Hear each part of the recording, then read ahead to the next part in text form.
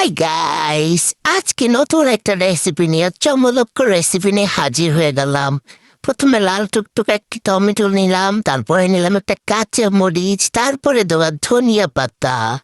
এইগুলার এখন সাইজ করবো, ইচ্ছা মতো সাইজ করবো। সাইজ মানে কুচি কুচি করে ফেলবো, কুচি কুচি করে বুঝছো তো? বুঝছো না? এত বুঝে পারতাম না, বুঝা নাও। তারপরে কাঁচা মরিচটারে কুচি কুচি করতেছি, প্রথমে ধনিয়া পাতারে কুচি কুচি করে নিছি। এইটার ঝাল, যত ঝাল আছে সব বের করে ফেলবো। এখন আমি লাল টুকটাকা যে টমেটো নিছিলাম না, ওই টমেটোটা এখন কেটে নিমু। এই বুঝলাম না, এ কি ছুরিটাই বোতা নাকি টমেটোটা বোতা? নাকি আমি কাটতে পারি না? যে ওকে, আমি কিন্তু কাটতে পারি। টমেটোর দোষ নাহলে ছুরির দোষ, চাই না। পরে এটারে কাটতেছি, কুচি কুচি করতেছি, যত কুচি করা যায় আর কি।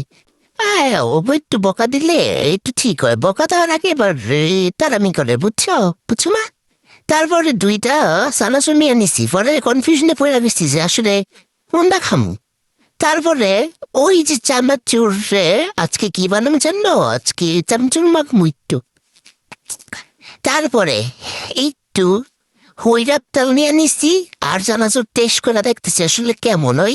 এই ঝাক্কা সেদিন মজা ছিল। ঝাল আমার এমনি ঝাল ভাল লাগে, এগুলো তো ঝালে ভরা। ঝালে ঝাল, লালে লাল। এই এর পর তো ছিল না, কি বেয়াদব না? বেশি প্রশংসা করলে মানে মাথা উঠতে যায়। পরে এটা আবার এই যে আমি কি করবো, সিটার পর আমি খেয়ে ফেলতেছি। আমি আর কি বানাবো, মানে এরকমই কিছু একটা বানাতে গেলে আমি নিজেই খেয়ে ফেলি। যে হোক, এগুলো তো আমি আর আগে খাই। পরে এটারে কি ভালো করে কষলে মাখাও করে নিছি, শেষ।